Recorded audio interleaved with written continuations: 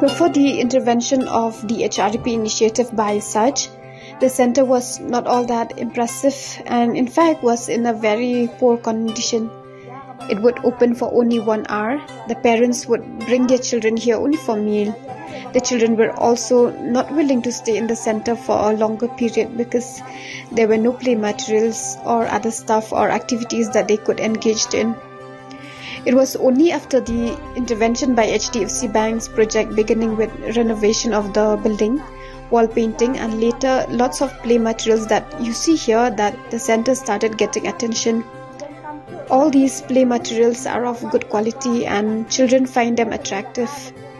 Now the timing of the center has also been changed from 8 a.m. to 12 p.m.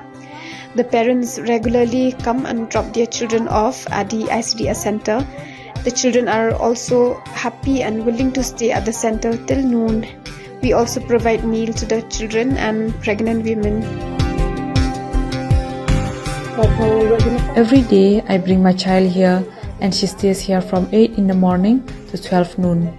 The center has become very attractive for the children after it got the play materials.